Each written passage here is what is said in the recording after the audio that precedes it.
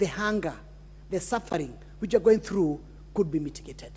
Therefore, Mr. Speaker, sir, I want to take this opportunity to commend Honorable KJ for this motion, and I want to support it passionately. Thank you very much. Honorable Caleb Luyai Saboti.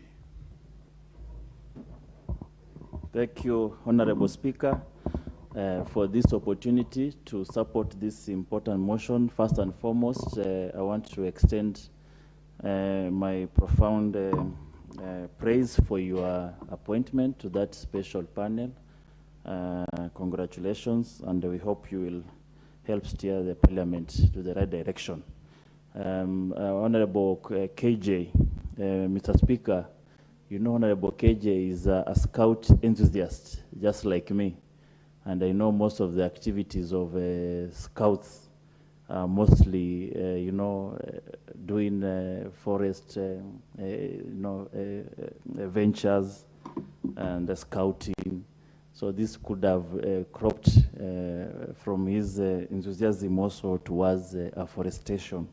And I want to really thank him for coming up with this timely, very timely debate. We must hold a discourse around this afforestation as a way of contributing to the reduction of carbon emissions, climate change, and also desertification.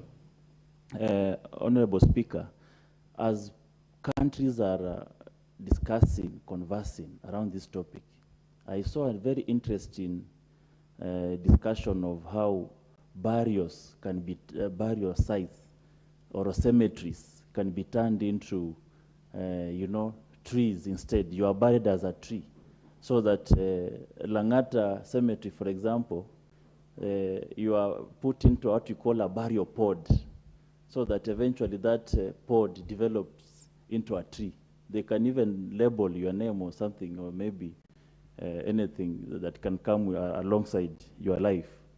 And it's a conversation that people are talking about. It's very interesting, a way of thinking and, contributing to the whole story of afforestation. I think the name they gave it is Capsula Mundi or something. Yes, Honorable Member, what's your point of order? Mr. Speaker, my good friend, the Honorable Member for Saboti, is one gentleman I would not want to interrupt as he makes his contribution. However, our standing orders do require that one is factual when they are making contribution, and he was making a very salient point, and I still think he's very out of order that he's still on his feet as I am making his point of order. Please take your seat.